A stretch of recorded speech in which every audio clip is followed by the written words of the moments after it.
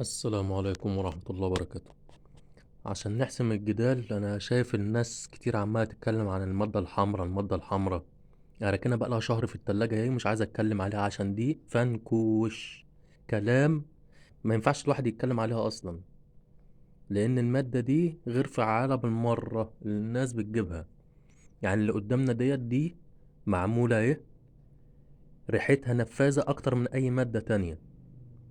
يعني ديت معمولة اهي دوت قطن، ماشي، وده ومحطوط عليه دم غزال، وادي طوم. يعني نفاذة نفاذة، توم اهو، ومحطوط عليه دم غزال وقطن. انا قطعت منها على وحطيت على السن، ولا الهوا، ولا الهوا اهي. كنت بقطع منها بالحتة، حتة قطن ماسكة نفسها اهي. يعتبر ادي مادة حمراء اهي. تمام، عشان نحسم الجدال في الموضوع دي فنكوش اللي هينزل بيها مية حامية، ينزل بيها في النيل او الفروع الرئيسية. المية الحامية مش هتاكل معاه. يعني دي لو هتزفر الدور وتشتغل بأي طعم تاني، المفروض ان هي تجمع لك السمك وتشتغل بأي طعم تاني او تحطها على الطعم بتاعك. لا يا عم، هنقطع حتة قطنة اهي ومتزفرة بريحتها وهتنزل المية، ولا الهوا. دي ما تشتغلش في المية الحامية، ولا مالح ولا نيل ولا فروع الرئيسية. دي ممكن تشتغل فين؟ تشتغل مع الناس اللي ما عندهمش ضمير، اللي بينزلوا يصطادوا في المزارع.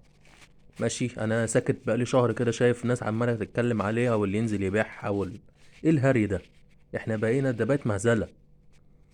الماده دي لو واحد عايز ينزل يصطاد في مزرعه، بمعنى اصح مكان فيه سمك جعان وعايز ياكل اي حاجه، يتجمع عليها وينزل يشتغل على يجمع السمكه ويحط حته عجينه في السن وينزل تحت منه هلب ويشتغل عادي يلطش عليها.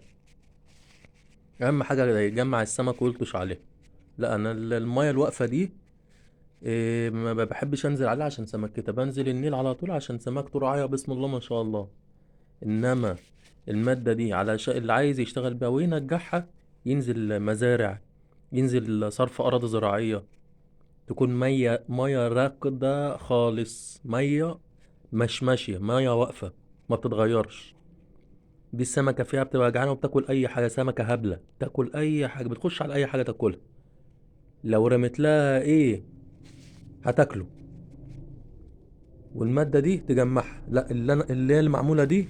وعلى فكرة مش دي كمان انا ما عملتهاش. يعني أنا نزلت في يوم كده اصطاد، لقيت واحد عملها وبان عليه صياد قراري.